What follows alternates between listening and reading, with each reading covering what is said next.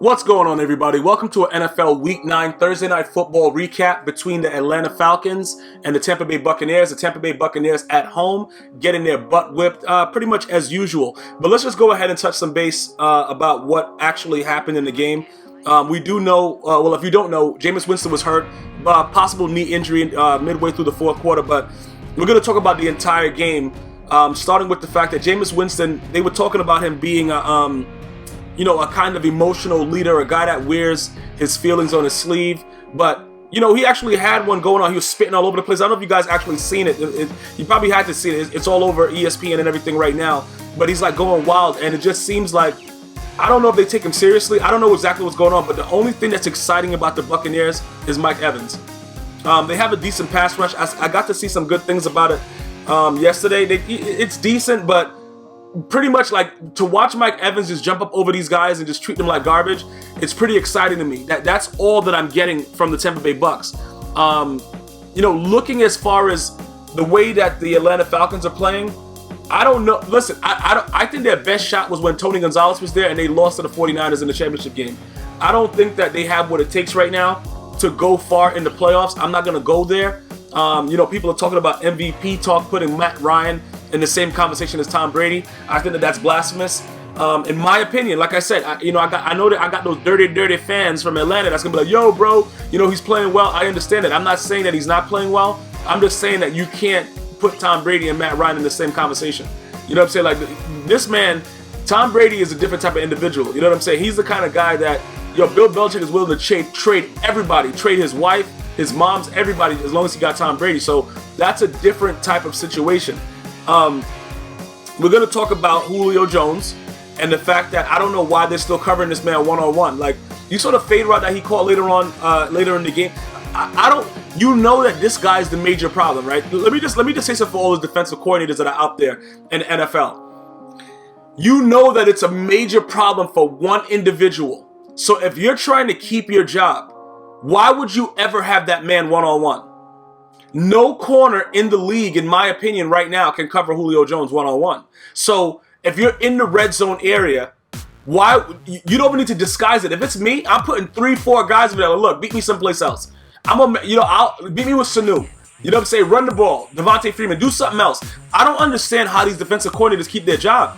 I sit back and I look at a lot of these guys that coach and stuff like that, and it really baffles me that you can know what the main threat is, and you don't do nothing about it. It's like you're watching a horror movie, and you already know what's going to happen. I love my Caucasians, but you already know. They hear a weird sound, and they're like, let me go check that out. Like, hell no, you don't need to go check that out. You know what I'm saying? You got to know what you're doing. Don't go. Why are you going there? Like, it's mad dark, and you hear all kinds of, you hear a chainsaw, a massive going, oh, let me go check that out. No, don't check it out. Leave, run. Get the F out of Dodge. That's what I'm saying. Like, you got to take precaution. And that's the kind of mindset these guys need to have. The defensive coordinators are so damn stupid because that Matt Ryan is very comfortable going to Julio Jones. Remember, I forgot, he got his first catch, what was it, sometime in the second quarter. They tried to take him away early in the game, different coverages, whatever. When it was time, like going towards the end of the half, he just started throwing the ball to Julio Jones every time, and you couldn't do anything about it. That's a problem. That's why when you look at a Bill Belichick coach team and everybody's like, oh yeah, it's Spygate, it's all kind of gate with the gates. Listen, he takes away your best option. That's what makes a Patriot team great. You cannot let Julio Jones run amok. Brent Grimes is washed up. You know what I'm saying? Like, Brad, let's just call it what it is. He's getting a check, but he's washed up. Like, I don't want this guy on my squad. Let's just be fair. If I'm starting a team right now, Brent Grimes is nowhere near it. He can't even be my water boy right now. You understand what I'm saying? So if you know that that's the talent that you have, you cannot leave him one-on-one with Julio Jones right now. I'm really starting to I don't know what's going on, but let's get back to Jameis Winston's speech, because he was spitting all over the place and acting like a goddamn fool, and it didn't do anything. Only thing that happened after that speech was that the center stopped blocking and the guys were coming right in and sacking him. You saw when he made that throw when they let him right in off that spin move, and the guy was tackling him, but he still threw it forward. He was destined to get hurt. He's saying he feels fine. They've been beating up on that guy every week. His O-line is trash. His run game is pretty much non-existent. Again, Mike Evans is the only reason that I actually try to enjoy the games from the Tampa Bay Buccaneers, because you saw that touchdown that he caught a one-handed catch that's spectacular. But earlier on the left side when he caught it over the corner and he was just holding the ball over his head like he's a little kid. You ever do that, like, you know, your little nephew or something? Or if you got a kid and they're small, you try to hold something over their head. That's what Mike Evans was doing. You understand what I'm saying? Like, it's starting to get really, really crazy right now. They're gonna have to stop making corners.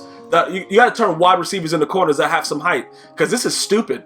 That's why Richard Sherman, you know, that's why he's so, you know, sought after as a corner, because of his height and everything like that. Because you can't be getting treated like this in the NFL. You know, Brandon Browner, he was 6'4", but he was slow. You know, that's what he had, like, yo, you know what, Brandon Browner, yo, get the F out of here. Try to go back to Seattle. Like, no, it ain't gonna work out. Plus, you walk like you got sand in your shoes and your feet are offset. It just look mad stupid. Just get the F out of my office. But you need corners with more height.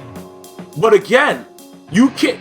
If my job is to be a defensive coordinator, and I'm scheming for Julio Jones all week, and I come out and I play one-on-one coverage in the red zone and allow him to get a fade and tippy-toe in inbounds, I should be fired. That's what I'm saying. Listen to me. I should be fired for that because I'm stupid. If I'm a defensive coordinator doing that, because he's the one guy that I don't want to beat me. If Sanu beats me one-on-one, that's fine. And I'm not saying that Sanu is a bum. That's not what I'm saying. I'm saying that I'm going based off momentum. I've played a lot of sports. You know what I'm saying? I know how that works. You go, you game plan, and you take away the main guy. Why is Julio Jones one-on-one in the red zone?